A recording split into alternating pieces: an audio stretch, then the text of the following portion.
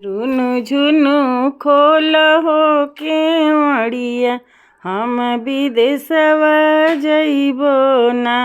रुनु झुनु खोल ना हो केवड़िया, हम विदेशवा जइबो ना।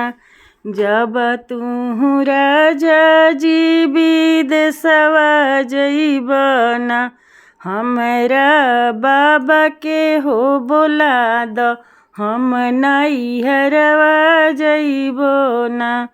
हमरा बाबा के हो बोलाई द, हम नैहरवा जइबो ना।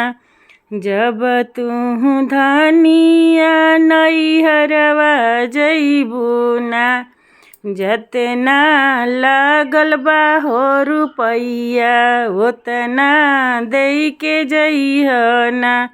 जतना लागल बा हो रुपैया ओतना दे के जइह ना। जब तू राजा जी रुपैया लिहब ना, हम जैसन बाबा घर से आईनी वैसन कई के भेजिह ना।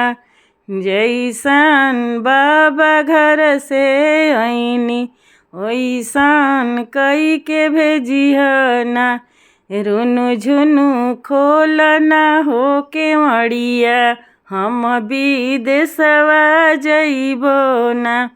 जब तू राजा जी विदेशवा जइबो ना, हमरा बाबा के हो बोला द, हम नैहरवा जइबो ना। हमरा चाचा के हो बोलाई द, हम नैहरवा जइबो ना।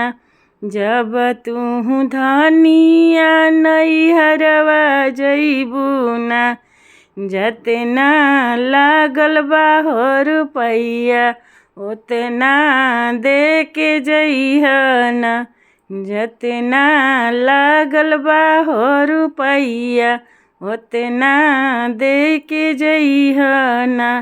जब तू राजा जी रुपैया लिहब ना, जैसन चाचा घरवा रहनी वैसन कई के भेजिह ना।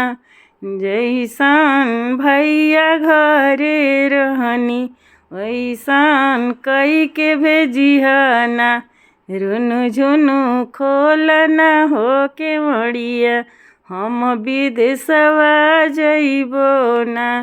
रुनु झुनु खोल ना हो केवड़िया, हम विदेशवा जइबो ना।